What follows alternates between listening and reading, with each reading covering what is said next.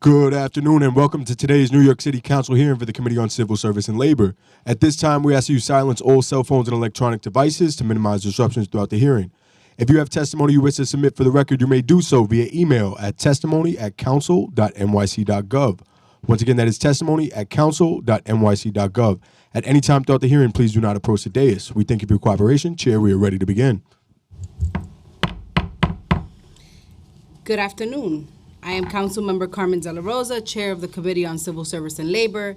Thank you for joining today's oversight hearing to explore strategies to optimize the municipal service exam system. We will be hearing a pre-considered resolution sponsored by Majority Leader Farias, calling on the Commissioner of Citywide Administrative Services to implement a band scoring method for establishing eligible lists for competitive civil service titles. Today's hearing will center on how the city can improve the administration of civil service exams to optimize the functioning of the system. New York City has been a leader in developing a merit-based civil service, and yet there is a disconnect between ideal and practice. While the exam system should operate to safeguard the integrity of the civil service system, there are numerous opportunities to modernize the process while prioritizing equity and efficacy. New York City's Department of Administrative Services, DCAS, is charged with recruiting examinees, administering exams, maintaining an eligible list of potential hires, and communicating with candidates about their eligibility status. However, the long period from exam administration to exam results contributes to the city's inability to build, maintain, and quickly replenish its workforce. In the 2024 fiscal year, DCAS took a median number of 169 days from exam administration to exam results, a decrease from 222 days median in the prior year. This discourages applicants who must find other, more immediately available work to support themselves, which in turn deprives the municipal workforce of skilled employees. Additionally, as our city agencies face budget cuts, they rely heavily on effective retention and promotion of current employees who are well qualified to move upward within their agencies and keep the civil service running effectively.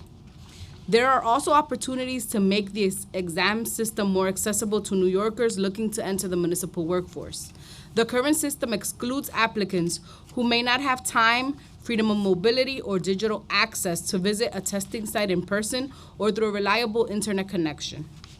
Additionally, the exam fees can pose a financial barrier to many potential applicants who do not have flexibility in their budget to apply for exams, or indeed a bank account from which applicants can cut a check to cover their application fee.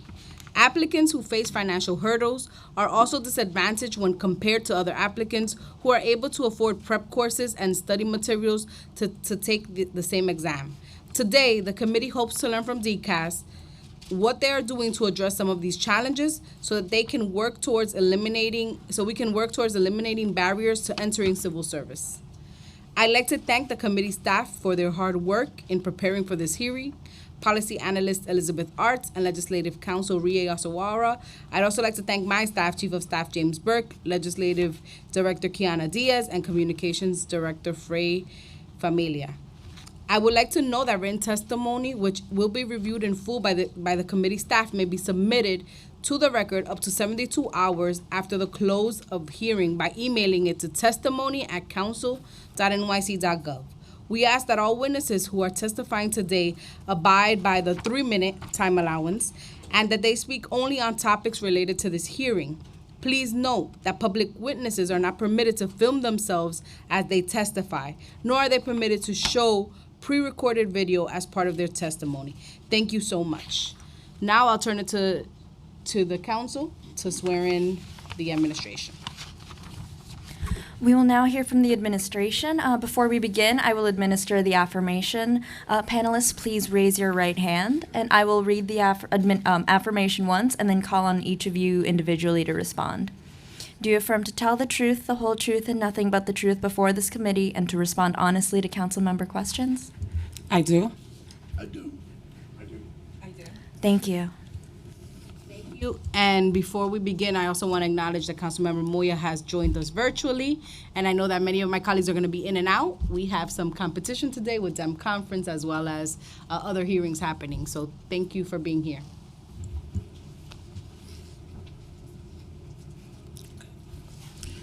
Good afternoon, Chair De La Rosa and members of the Committee on Civil Service and Labor.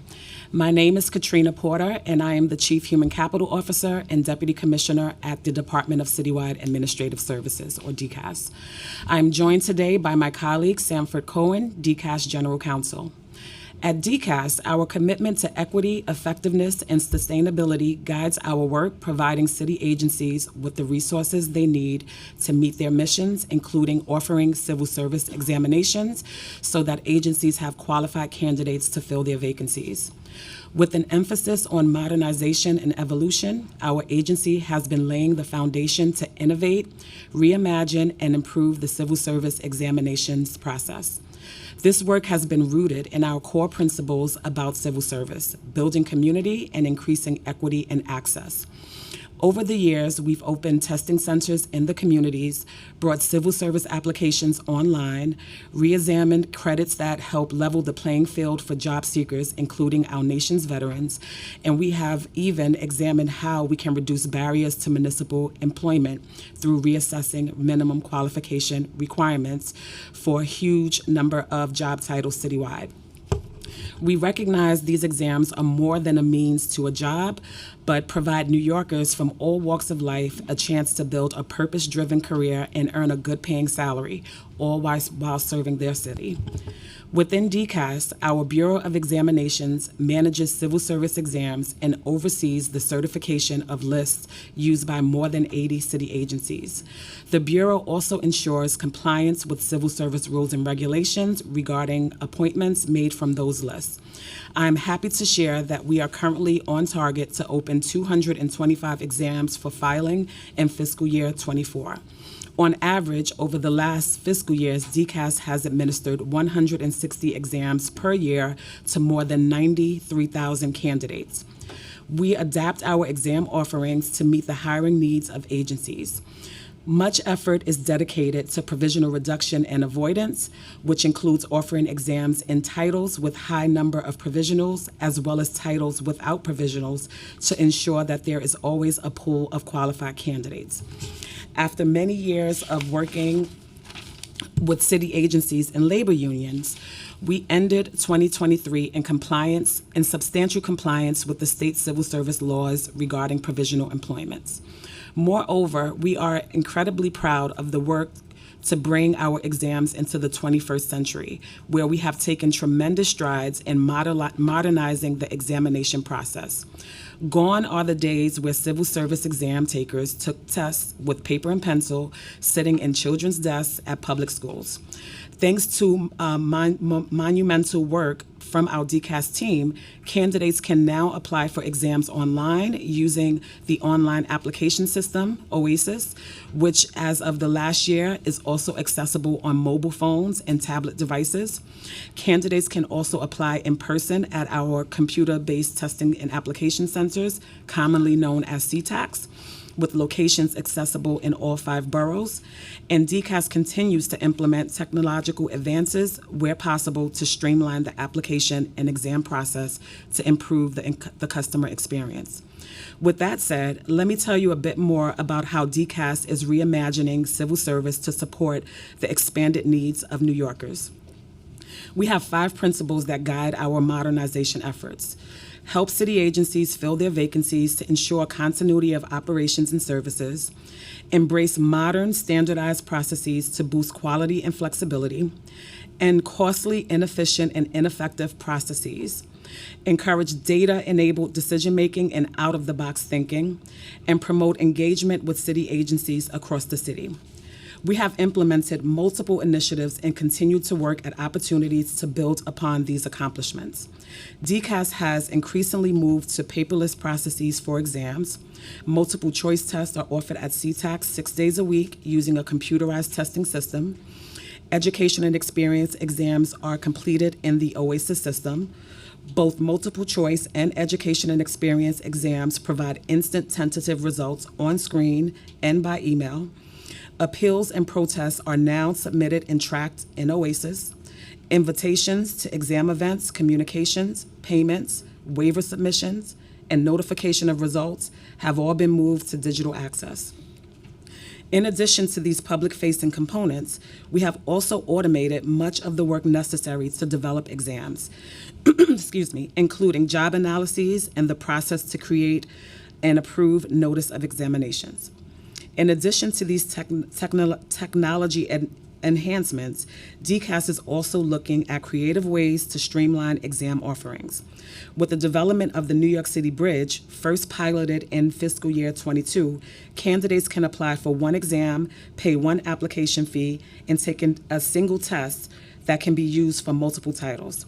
We have continued to use the New York City Bridge exam each fiscal year since the pilot, and the next Bridge exam application period is scheduled for June 2024.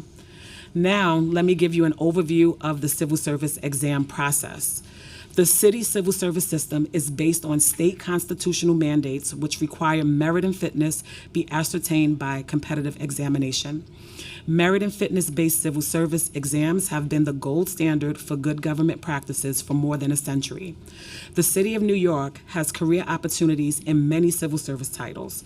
Over 80% of our positions require an examination to be appointed on a permanent basis. These include titles in law enforcement, social services, administration, and technology, among others. Excuse me. Exams are used to identify candidates who demonstrate the necessary knowledge, skills, and abilities to perform in-title work. The two types of examinations are open competitive exams, which are available to anyone and include minimum qualification requirements listed on the notice of examination, and promotion exams, which are available only to permanent employees and titles listed as eligible in the notice of examination. The result of an examination is the establishment of a civil service list. This list provides a qualified pool of candidates for city agencies to utilize and select from to fill jobs. We are proud to administer New York City's civil service system and the role it plays in delivering services and providing a pathway to the middle class. Today, the city's workforce of more than 300,000 is 58% female, 64% of color, and receives a median salary of just over $80,000 annually. We are a sought-after employer, receiving nearly 120,000 applications for exams in fiscal year 23, and moving from exam administration to results in 219 days, well below the 290-day target in the mayor's management report, and the lowest turnaround time in the most recent 5 fiscal years. At DCAS, we are continuously looking for ways to improve exam-related processes. I'd like to highlight 2 areas currently under review. First, revising minimum qualification requirements, or MQRs. These are minimum amounts of education or experience that must be met for a candidate to be considered for a position. Beginning in the spring of 2023, we have reviewed 90 entry-level titles to determine which have qualifications that can be revised in order to expand the pool of eligible candidates and reduce barriers to employment within city government without sacrificing quality. In many instances, we are using relevant work experience to substitute for educational requirements. To date, revised MQRs for 17 titles have been implemented, and we continue to work with agencies and union partners on others. Second, increasing the use of education and experience tests. This format makes sense when knowledge, skills, and abilities are demonstrated best through experience, education, or other credentials. This test format is currently available online and can be completed with desktop, laptops, as well as mobile phones and tablet devices. In 2022, DCAS kicked off the computerized testing platform project, which will allow us to build a modern test authoring and examination system to replace our current one, which dates back to 2006. The new system will give DCAS staff more control over the exam development process, a more easily navigated system, and the ability to complete tasks faster.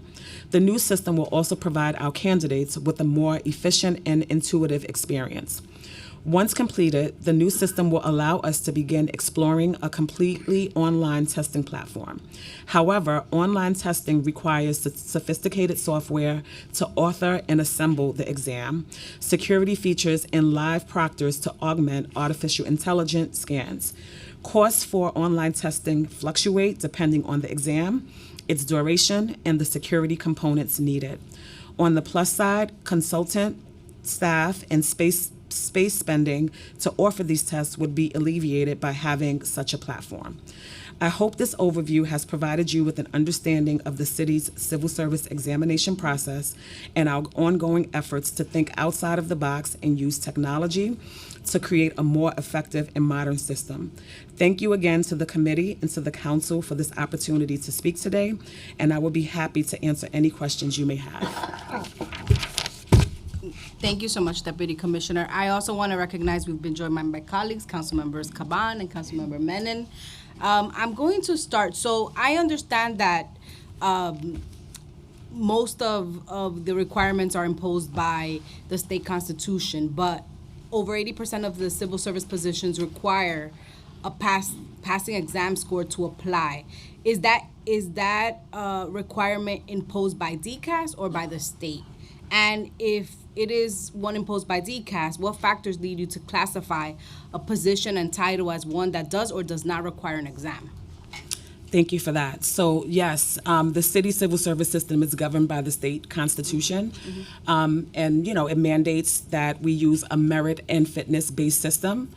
This system establishes a framework that is fair and competitive, and it enables the evaluation of job performance while mitigating bias and reducing discrimination.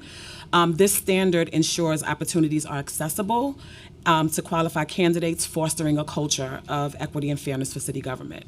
In addition, some titles are designated as non-competitive or exempt, and we can only, which is only after the city demonstrates to the State Civil Service Commission that competitive testing is impractical for those roles. So, for example, an agency attorney, that's a non-competitive title, and so, pretty much is designated as non-competitive. It does not require an exam, and the basic competence is determined by the bar admission.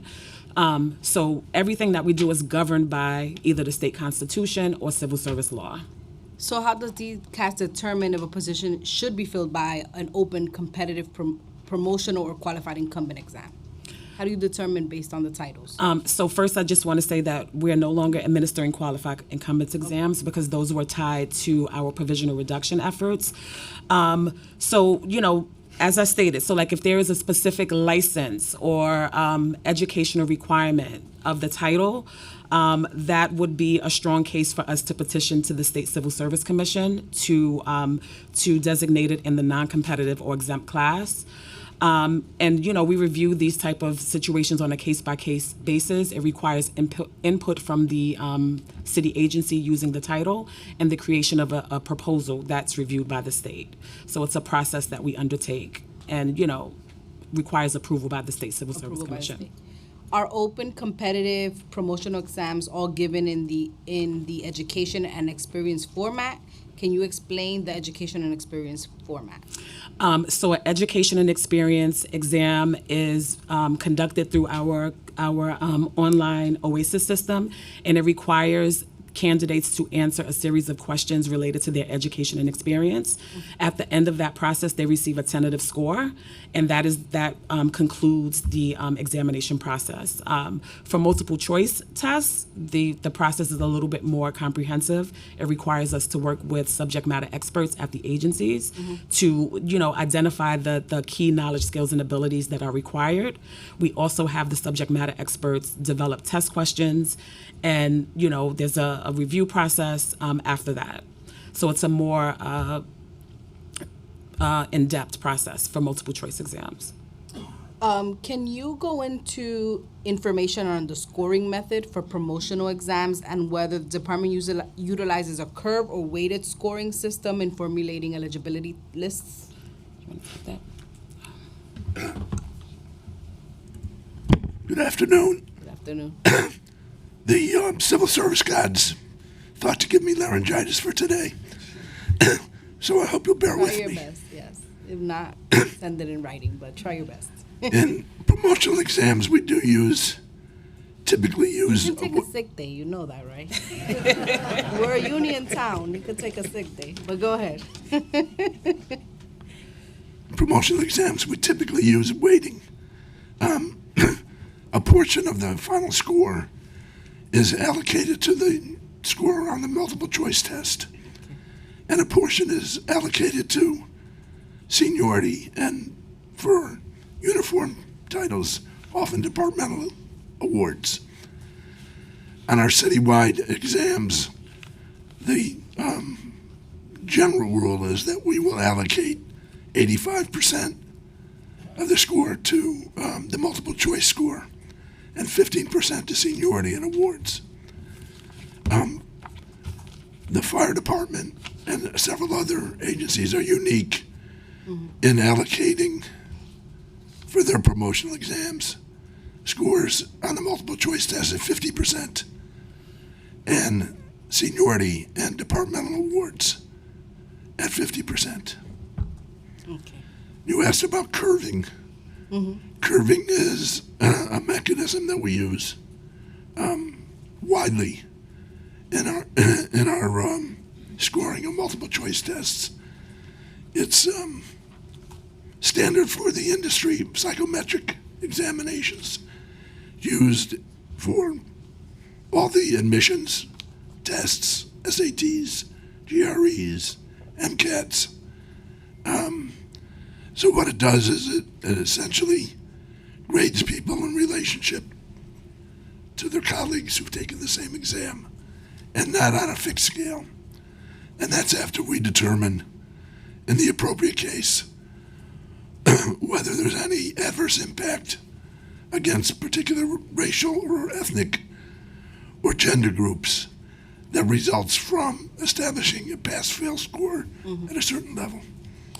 How does DCAS exercise its discretion to grade exams? Are there laws that, in your view, unnecessarily restrict this discretion, and would DCAS apply a different grading system if these laws were amended?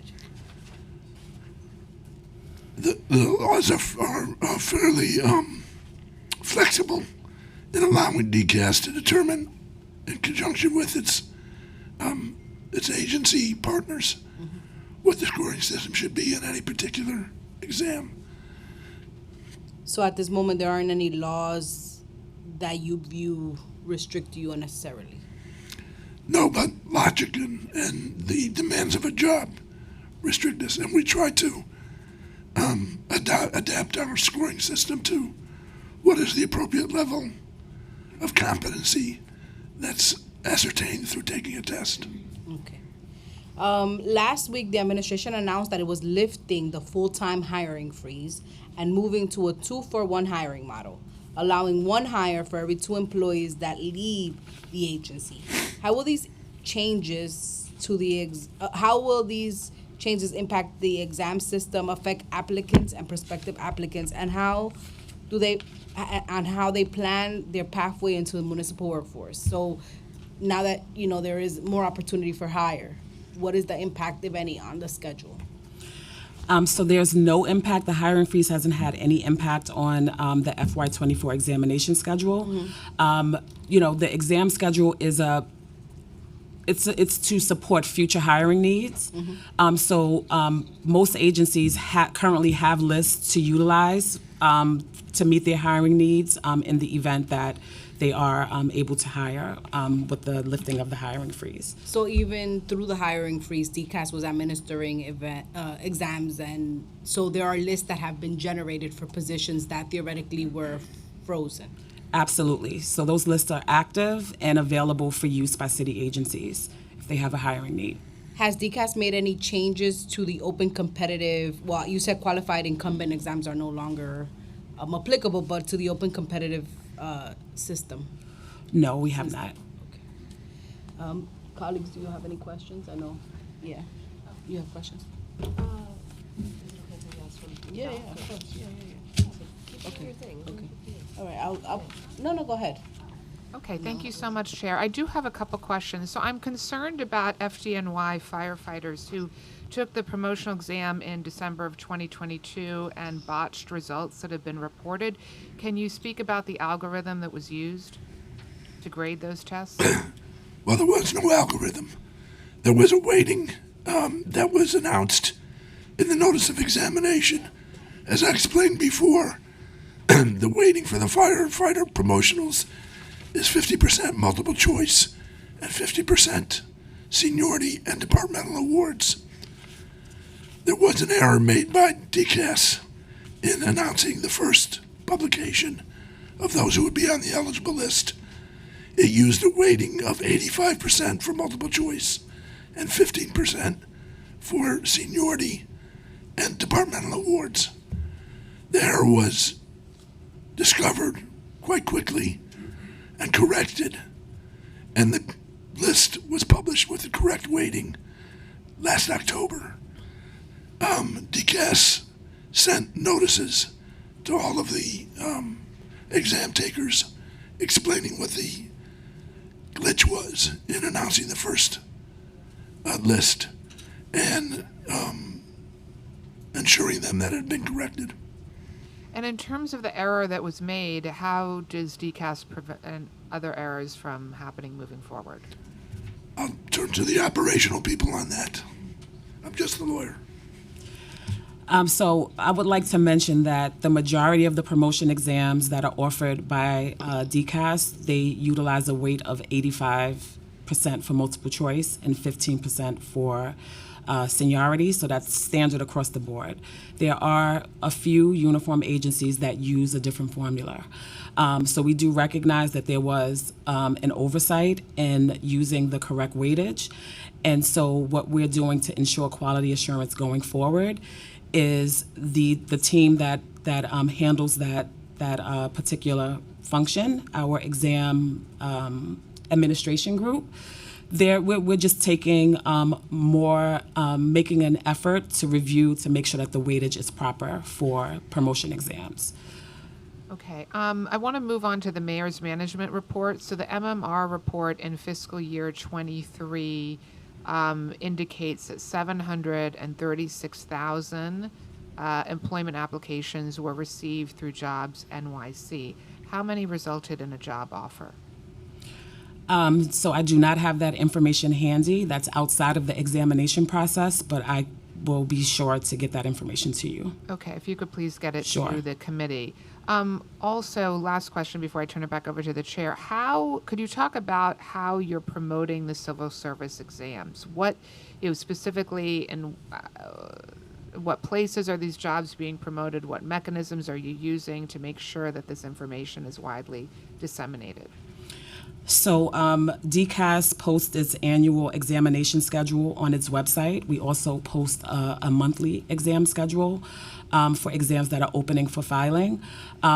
We also have an Office of Citywide Recruitment that recruits for our positions. So I would like to turn it over to Katie and Otar, our director, Executive Director, Citywide Equity and Inclusion, to share more details about the recruitment for examinations.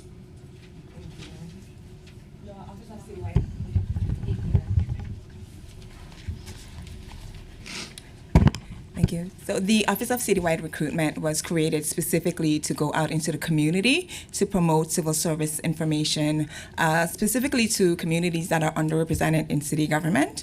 And so we conduct what we call a Civil Service 101 information session that really outlines the process from beginning to end on what it means to become a civil servant. We know that when we go out, a lot of folks don't really understand the different types of jobs that are available in city government.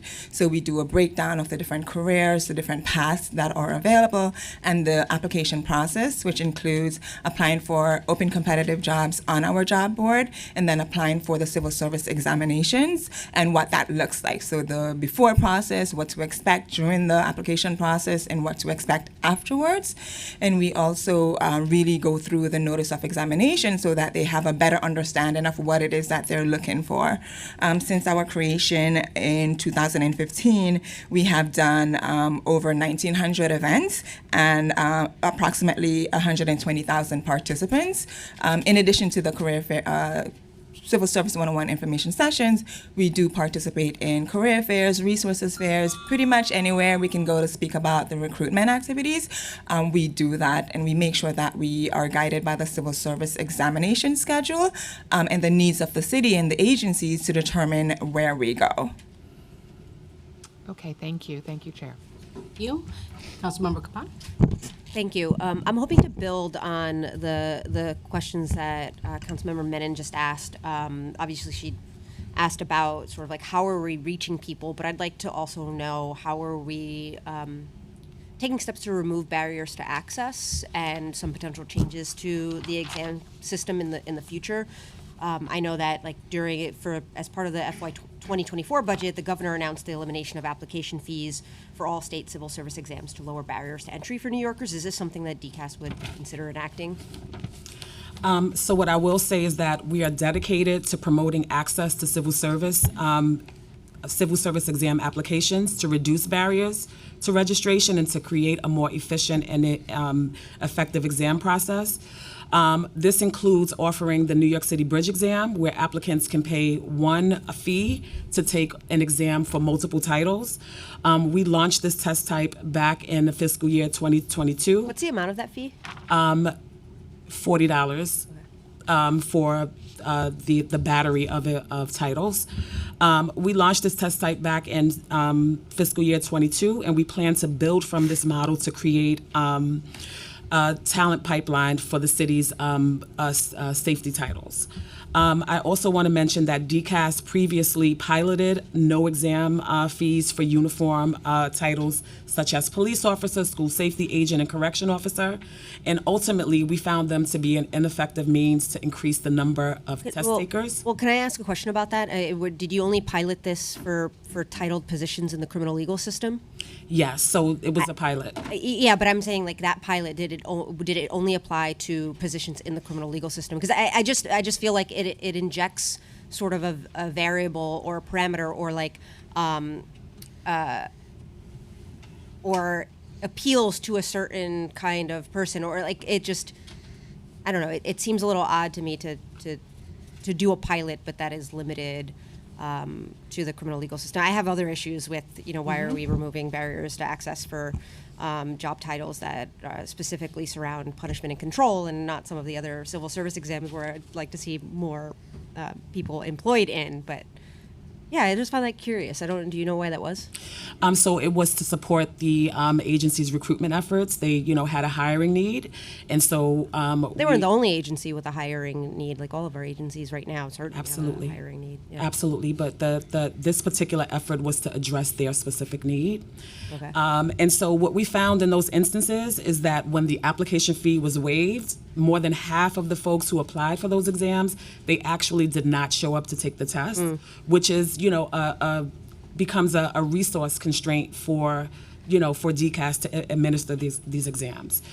Something else that I want to mention is that DCAS continues to grant hardship waivers for all test takers with a financial need. This includes folks who are on Medicaid, public assistance, unemployment, even veterans and the spouses of veterans are also eligible for fee waivers. On average, 20% of test takers do apply and receive those hardship waivers. And I'll pause there. No, thank you. So at this point, my understanding is that DCAS only offers promotional exams for current employees every few years. The argument is that the infrequency leads to career growth uncertainty and promotes turnover amongst current employees who are wanting to move up, right, professionally or salary-wise. Like, why are promotional exams offered so infrequently, and is DCAS open to offering them more regularly? For example, once per year per agency? Thank you for that question. So first I want to say that civil service exams, they're active for at least 1, but no more than 4 years. So we let the data drive our decision and creation of the examination schedule. That process starts around this time in anticipation for the beginning of the fiscal year on July 1st. And so we look at lists that are scheduled to terminate or do not have a substantial amount of candidates remaining. And then that pretty much determines what promotion exams we offer in the subsequent fiscal year. What we do not want to do is offer an exam, a promotion exam for a title where there's already an active promotion exam, because then the folks who are taking the newer exam would have a longer wait period. So we absolutely let data drive our decision, and we work collaboratively with city agencies and our union partners to develop the schedule. Thank you. Thank you so much. I want to recognize we've been joined by Councilmember Salam. And, all right, I'm going to ask about the hiring halls. The City Council collaborated with DCAS on hiring halls and hosted across the city. In fiscal year 2023, DCAS held 14 hiring halls, which attracted 12,000 attendees and made 2,000 same-day job offers. Will these applicants get first refusal for available positions now that the city has restarted the hiring? I'm sorry, Chair, can you just repeat the last part of your question? I didn't get it. During the hiring halls, you all attracted 12,000 attendees and 2,000 same-day offers were made. Will these applicants get first refusal for that available positions now that the city has started to hire again? So the folks who received job offers, they should have been appointed or are working through the hiring process. I'm not sure if we have any additional data on the status of the 2,000 folks who receive same-day job offers. And if we don't, Chair, we can get that back to you. Yeah, because it would be, since there was a freeze, I imagine, there was either a delay, did some of them drop off, was everyone placed? We'd like to know sort of the status of those, just to see if the hiring halls are indeed successful. We will do our best to get you that information. I do want to caution that that information happens at the agency level, so we may have some trouble getting it, but we'll do our best to get you the numbers. Great. Bye. Let me see. All right, so when we're talking about the bridge exam, the bridge exams often cover the same content for qualifications for multiple titles. How does DCAS make the determination of which titles can be tested with the bridge exam as opposed to related titles that require applicants to take a specific test? So the exam development process starts with a job analysis. So that's when we take a look at the key knowledge, skills, and abilities of each title to determine where there's correlation. And then we use that to develop test questions. But I do want to hand it over to the expert, Assistant Commissioner Rob Alexander. He can give you a deeper dive into the process. Thank you. Hey, folks. Thank you, Chair. As you said, it's about comparability, right? So the first bridge in FY22, to kick it off, we did look at what was similar already, looked at qualifications that were kind of aligned, salaries that were sort of aligned. And then in the world of multiple choice testing, we weren't sure what we would get to. So we did a job analysis on all the titles and developed the test based on what's common amongst that. It's much easier to define that commonality when titles are sort of similar.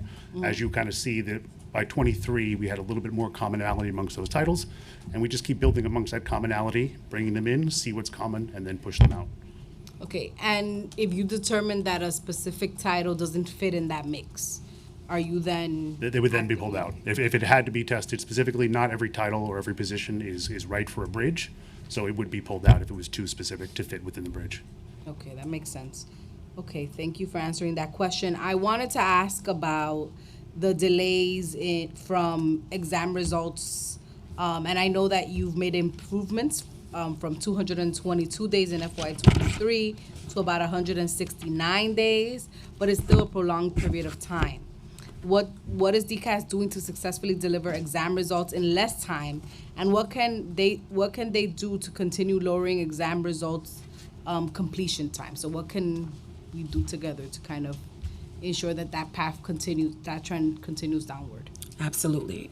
So I just want to say, to remain in full compliance with the law and to ensure the integrity of the civil service process and administration of multiple choice tests, it requires that certain processes must be adhered to, and these processes do add time to the overall cycle time for from exam administration to list establishment. These processes are in place to build transparency for test takers. These processes provides them with an opportunity to protest questions, to appeal to DCAS, any grievances they may have. And it also includes what we call the Test Validation Board, which is comprised of members of the agency that utilizes the title, the union that represents the title, and the DCAS representative, where they review protests that were submitted by test takers. So I just want to give you an idea of the volume of protests that we received. So we administered an exam for Sergeant Police, 10,500 plus test takers. We received over 9,500 protests.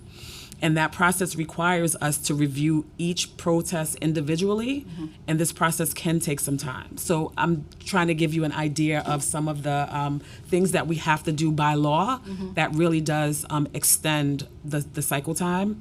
One other thing I want to mention is that some exams require a practical exam after the multiple choice test is administered. And that also, adds time. Is there a list of the types of exams where you see a trend towards those protests? Uniform exams or anytime we're seeing, a large number of test takers, there are usually, a large number of protests submitted. What we're planning to do is to continue to expand our use of education and experience exams. So these exams are fully automated. Candidates can take them online. They do not need to visit our computerized testing centers. They receive tentative results. And we've had great success with administering education and experience exams in under 100 days. So we want to, look at our title portfolio to identify additional titles that may be a good fit for education and experience. This will require input from our union partners, which will be a conversation. But we're open, to having the conversation, and we're up for the challenge. And does that type of change require state approval? It does not. Okay, great. So I want to switch over a little bit to talk about selective certification process. DCAS utilizes selective certification process whereby the announcement of an examination will contain a specific provision that allows the DCAS commissioner or the head of an agency to selectively certify candidates from an eligible list to fill similar or related positions which require additional or special qualifications that are not specifically tested for in an examination. For example, the NYPD uses selective certification process to allow young trainees to take a police officer exam upon the completion of their cadet corps training, which will count as a promotional exam. So can you describe sort of what accommodations are made, what does that process look like, and which titles normally have this? Sure. So I just want to clarify one thing for you, Chair. Police cadets are eligible to take the promotion exam for police officer. This is not an example of what a selective certification is. Okay. They complete their service, and then that makes them eligible for promotion. Got it. Selective certification is a process by which applicants who possess a particular specialized skill, and this is above the minimum qualifications for the title, they may have where an agency may have an immediate need, are giving preference to be hired from an eligible list. So, for example, I'll give you an example. So, administrative staff analyst. This is a title that is used broadly across most city agencies in various capacities. And so, in the notice of exam for administrative staff analysts, we offer a host of selective certifications for folks who may have budget experience or folks who may have experience in human resources. And so what this does is that it allows the agency to request a smaller lists of folks that have that specialized skill set. So we have like the comprehensive list with thousands of folks on it, but then there's a smaller list with folks who have that specialized experience. So they still meet the minimum qualifications for the title. They just have that experience that the agency needs for a particular role. Okay. So it's kind of a way of fast tracking to fill that need. Correct. In a way, okay. Okay. At the 2022 hearing on civil service exams, we discussed how the educational requirements for some civil service jobs can be a necessarily high barrier to entry.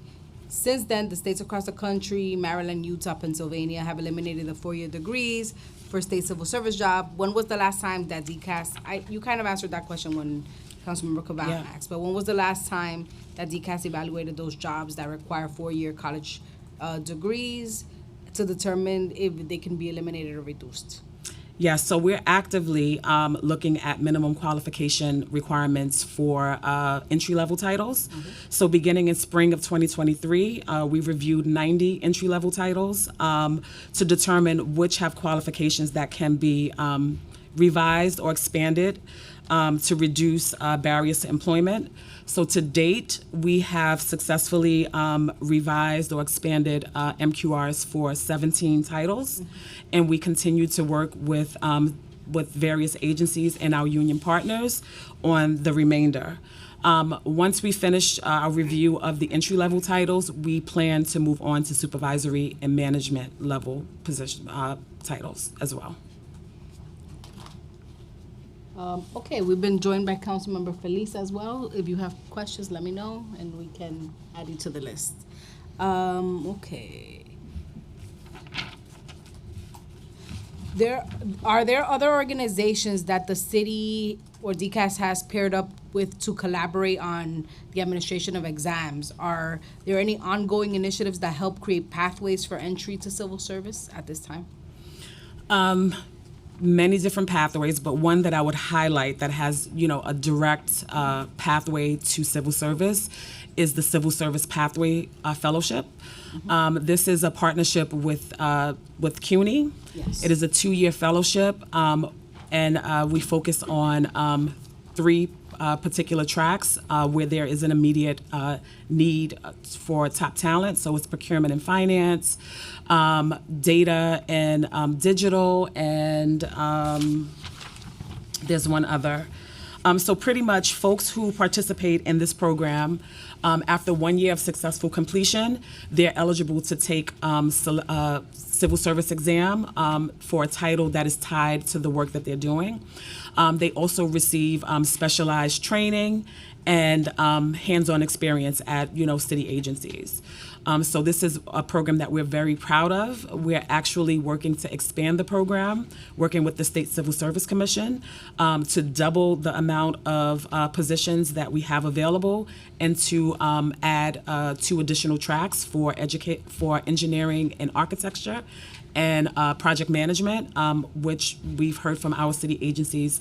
They're interested in attracting top talent. So we're very excited about that. How are the civil service titles selected to participate in the fellowship? So the fellowship title itself is a specialized title. It's called a Public Service Fellow. And so the titles that they qualified for are directly tied to the track that they are participating in. So, for the procurement and finance track,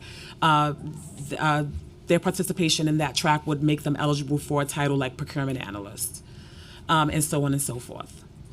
I know last year we passed here, it was my bill, we passed the Civil Service Ambassadors Program, and I think Councilmember Ung also passed a bill around civil service recruitment. Are there any updates as to the implementation of these laws? Thank you for that question. I'm going to turn it over to my colleague, Katie Otar.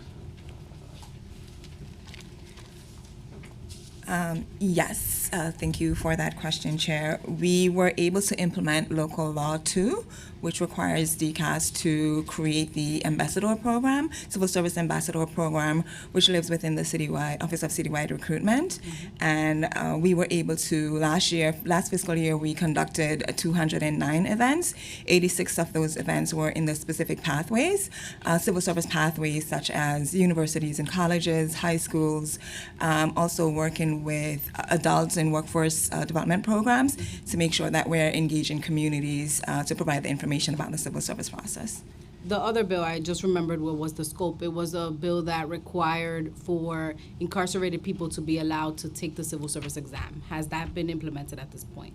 So that bill became effective in February. So we're actively communicating with the Department of Corrections and the Mayor's Office of Criminal Justice to implement that bill, which requires, a part of it requires DCAS to conduct civil service one-on-one information sessions to folks that are currently incarcerated and folks that are justice involved. And so we're working to hit the ground running with doing those civil service one-on-one sessions. Great. And I think for the additional parts of the bill, which requires us to administer civil service exams, those are for borough-based jails, which is in the process of discussion. Okay, we look forward to discussing more about that. I think we all recognize the importance, right, of reentry into society and being able to provide folks with employment. Any questions, colleagues? No? He left, okay. All right, well, that concludes us for today. Thank you so much, and we look forward to sharing some of those numbers. I hope you feel better. Go home, have some hot tea and honey, and we look forward to seeing you at the next hearing. Thank you so much. It's my pleasure.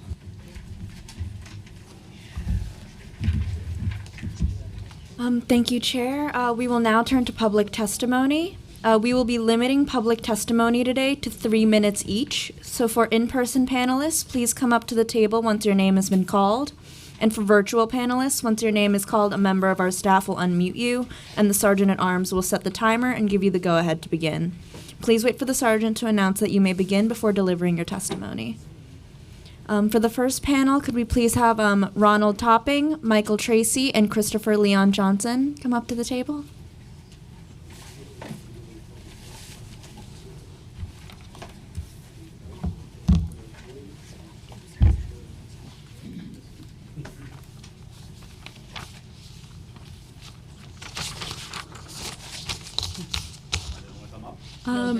There should be more. I will call your names again. Mr. Ronald Topping, Michael Tracy, and Christopher Leon Johnson. If you wish to deliver testimony, please come up to the table. Okay. We'll call him later. Yeah, we'll wait. Hello, how are you? How are you? You could take a seat.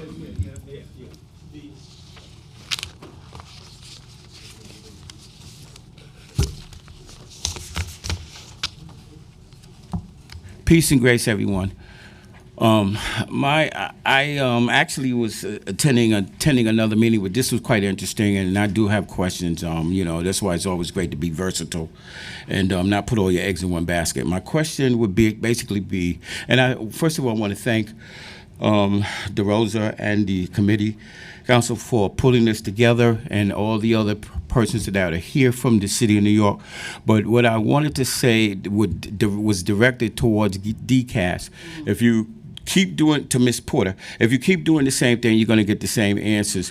A lot of people learn from different ways and walks of life. Everybody cannot always pass an exam, because sometimes exams are not always, they're biased, and they're not always equal in various communities. So this is not an excuse for a person failing the exam or not doing. If you're not taught something, and not have experience with something, or not have hands on something, you're not going to know something. So it's better to have them reach out, DCAS, reach out to some of the communities of all ethnic persuasions and races in this city, this diverse city, and be able to reach into the schools and the students and reach them where they are and meet them where they are. Look down at things that are beneath you. Look at people in the eye because they're your equal. Look only up to your Creator if you believe in that. So my in closing, I would say that they can do a better job in helping, and they probably have to do this through the mayor, that would have to be able to reach out to the masses of people. You have a lot of people here that are unemployed. I listen to the numbers of the police. I listen to all those sort of numbers. We can do a better job in getting people back to work, and you don't have to have a high rate of Social Security or workable people or public assistance or anything like that if they would go out there and provide some type of training. I'm not saying go to programs. Programs are for television. That's programming. We're talking about maybe perhaps after school or work hall studies where they reach the universities, they reach the community and then the high schools and do internships that are paid. Nobody wants to do anything for free now because we're getting ready to go into this AI thing that these wealthy people are pushing on us. So most people know hands-on before technology just took over. So my best solution to them would be to be able to reach to the masses of people and be able to get out to the schools and be able to help promote their statute of hiring process. And then also test taking. Everybody cannot take a test. I'm looking at people now. I'm a public housing resident council president, and a lot of people can't even fill out an application when they have seasonal jobs. So those things are important. And what may not be important in your community is definitely important in mine. So I thank you for your time. I see my time is up, and thank you very much. Thank you so much for being here. Yeah. Thank you and good afternoon. My name is Michael Tracy, an FDNY captain, and I'm the recording secretary on the Uniform Fire Officers Board. Thank you for the opportunity of addressing, and thank you for all the questions and for DCAS for their testimony. I had written testimony on the band scoring issue, where I was basically just going to say that band scoring does not work for life or death situations such as fire department promotional exams. Because of the differentials in exams, is essentially based on people's preparation and knowledge of very important material that saves lives. But unfortunately, DCAS raised something in their testimony that I have to speak aside from the written testimony. They had said in response to a question from Council Member Menon's question about whether an incorrect weighting algorithm was used on the current FDNY lieutenant's exam that's being promulgated.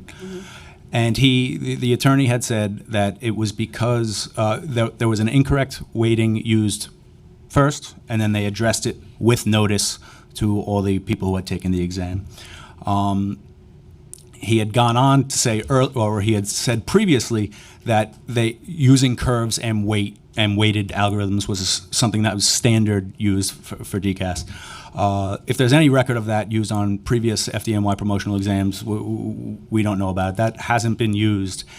And it's important for me to get on the record that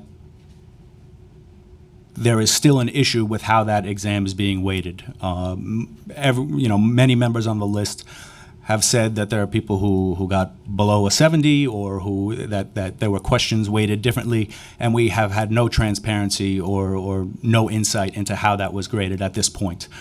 So there are many questions still remain. I have to get that on the record, and I appreciate the time. Thank you. I do have a question. First of all, please feel free to reach out offline to talk about the issue and see how we can help with the transparency. Thank you, Chair. And I know that my colleague, Councilmember Arreola, has been really focused on the issue. And we appreciate so that as well. I want to give her a shout out and thank her for the work she's doing there. When you say that the members that received, for example, the 70 score, was that just for this exam where the error occurred, or are you talking in general? Just for this exam. Just for this exam. Yeah. So our the issues that we have are with this exam specifically. Okay. So can you describe what the impact was of that error for that current class? Well, any reduction in transparency for people who prepare for months and years. I mean, it's important for me to instill how hard people prepare for these exams, right? I'm taking one tomorrow. I've studied for 6 months. People study for years for these things. And, it would have the effect of reducing the importance of that preparation. And, we prepare for a reason. It's because the information that we are being tested on has consequences for life safety at fires. Great. Okay. Well, I'm looking forward to having the conversation Thank you, Chair. offline and supporting how we can. Thank you. And thank to all the fire officers who are here. Thank you for taking the time of your very important job to be here and shed light on this. We appreciate your comments. Thank you. Thank you, Council.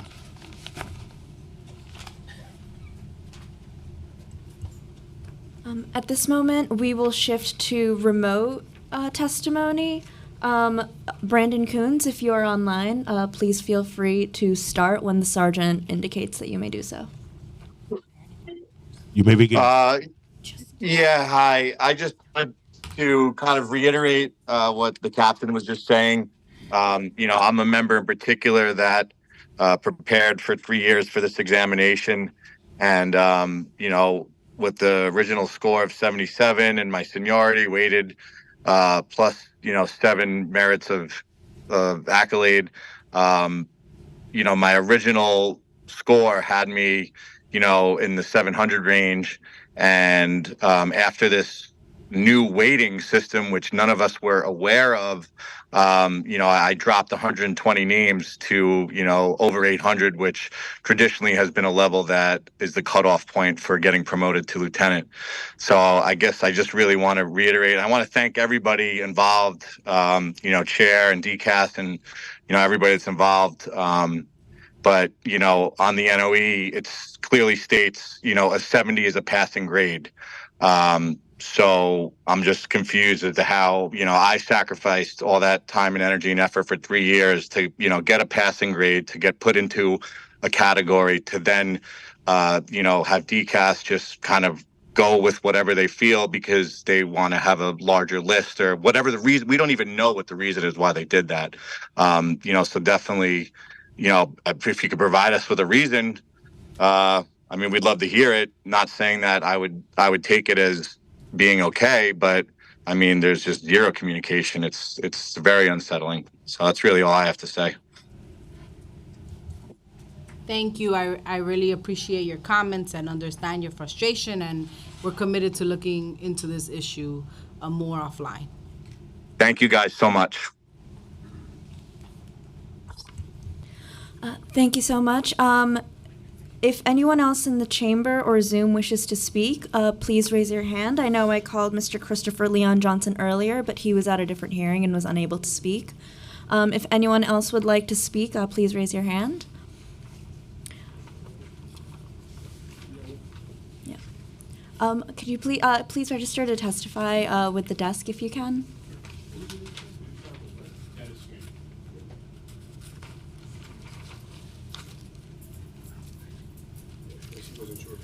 Oh, got it.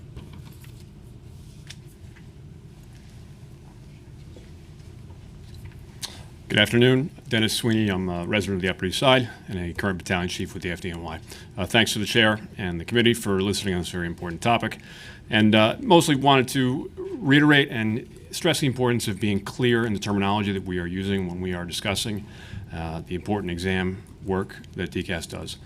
I think it's well settled that there's different weighting of seniority for different agencies. And I think I can speak for most of the membership, and we're not even particularly concerned about the initial mistake, using the 85% as opposed to the 50%. But the terminology that we are concerned about is curving. And I would like to offer a distinction from maybe our previous experience with curving as high school students and the experience that we have in the FDNY.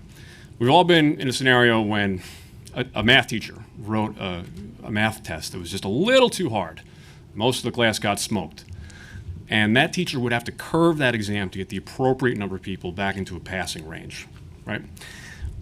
When we have a multiple choice exam for a promotion, whether it's police, fire, sanitation, the ranking that is achieved for that multiple choice section already accomplishes the ranking purpose that it's designed for. So there's no need to curve to bring people into the passing range in that analogy to when we got smoked in high school on a math question. So in your follow-ups with DCAS, I guess I would really ask that you inquire into the history of the curving, why it is used, and see if we can get some transparency for everyone who took the test. And then I also, as Captain Tracy mentioned, just a quick thought on band scoring. You must be very familiar with these issues in the new world of ranked choice voting. And the analogy I would draw there for you as you're considering this is, let's say there was a 40% cutoff in the final round, right? And then it's a toss-up. Then we're going to pull straws. 40% indicates that the voting population is roughly happy with either of these candidates, so it's fine. We'll just pick one. Back to Captain Tracy's point, can you imagine the years of preparation, and then we say, the band from 95 to 100 is is about the same. We're just going to pick at random within that band as to who we promote.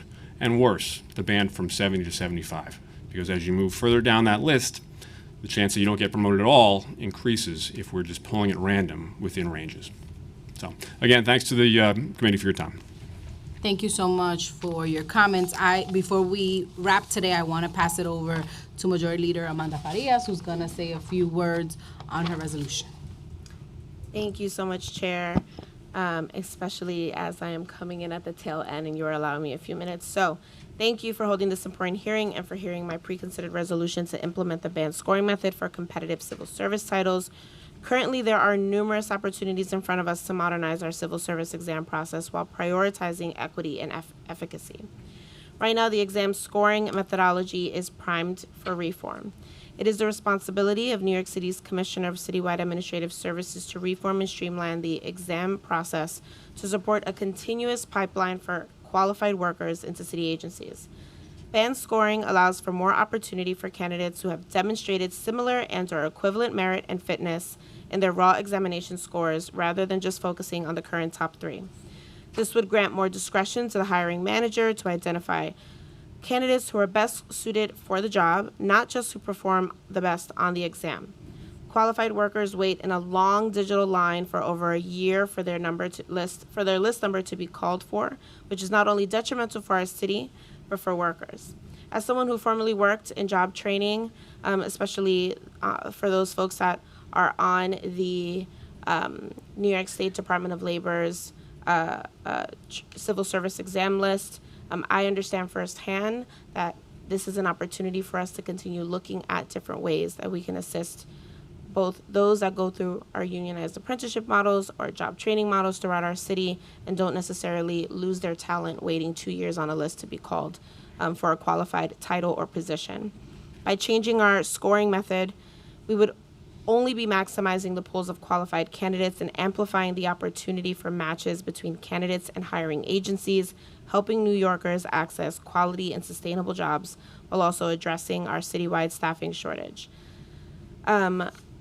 I do want to note that this scoring technique is endorsed by government reform advocates nationwide and was even suggested back in 2011, way back when, by the Workforce Reform Task Force assembled by the former Bloomberg administration, and were sound and consistent with the city's rules and should adopt and recommended that the city should adopt band scoring.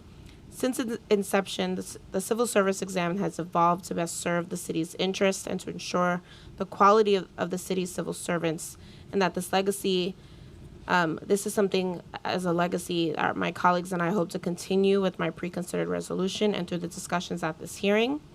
I look forward to continuing to speak with the administration on this matter, more specifically our civil service workers, unions, and advocates on what currently works, what challenges may be presented, and what may be beneficial by this change, and working with my colleagues and the chair of this committee to advance greater reform to ensure our city agencies are a fair and just workplace for all New Yorkers. We know it works for some and not for all, and that's really the goal of this pre-considered resolution, to ensure that we keep looking at ways to keep where it works for some folks, but really be able to benefit for the majority of New Yorkers. So thank you for the time and appreciate you, Chair. Thank you. I guess we have one more. Yes, hi. Couldn't let me be the best for last? Yeah, of course. Always best for last. So if there is anyone in addition to Mr. Christopher Leon Johnson who wishes to speak, please register, and you can feel free to come up. All right, can I go? All right, I know we all want to get out of here. Thank you, Chair De La Rosa. Thank you, Majority Leader Farias. I know you're going to be Speaker in the next 2 years. I know I'm on topic, but hey, and Carmen, you'll be Majority Leader. I'm sorry. So I want to talk about this, right? I mean, civil service, this is the issue, right? We had to stop the patronage hires. We had to stop the cheating on points through woke crap, such as like, oh, if you're military, you get more points on your record. If you have a certain disability, you have more points on your record. It's a bad disadvantage for everybody else. I believe that all tests should be fair. If we have, I think about 20, 25 people in this office right now, everybody should have the fair chance. It shouldn't be because I'm not military, but let's say hypothetically I'm a veteran. I get more points off the jump than the regular person. or I have a disability, I get more points off the jump because of another person, or I came from a certain community, I get more points off the record because of another person. It's unfair. So you got to get rid of the extra point system and put it back to the lower level field, and you got to stop this woke. I like to say it's more affirmative type action type hiring. Instead of say, look, if you get the highest score on your test, you should be hired. It should be because you're African American or you're Latino or you're Asian or you're LGBT, you get pushed on top of the list. If you suck, if you suck on the test, you should get the lowest score on the test. If you are the best on the test, you should get the best. You should be on the top of the list. It shouldn't be where it's like if one guy get the highest score, but the other guy get a low score, but because that person is black or Latino or LGBT, the person that's LGBT or black or Latino get put on top of the list because of some affirmative acts of BS. So we have to stop this stuff in all city agency testing because this is what's going on. This is how it reflects on the New York City Police Department and the New York City Fire Department, both EMS and both fire department, because there's a lot of woke hiring because what they do is, let's say you're black and you get a 55 and you're white, you get a 93. What they'll do, they put the black person like they got the 93 and they put the white person like they got the 55. So you got to stop this stuff. You got to stop the woke point system. You got to stop this stuff. That's why the city is in disarray with the city civil workers, because they care about pleasing this group, racial group, pleasing this LGBT class, pleasing these organizations, these nonprofits who have this. I don't know how they do it. The fast track with jobs like Elmcor and what's the other BS nonprofit? Urban Upbound. They get the advantage of who they get on top of the list. So you got to stop this woke hiring crap and say, look, go back to the old days. If you suck, bottom list. If you're the best, top of the list.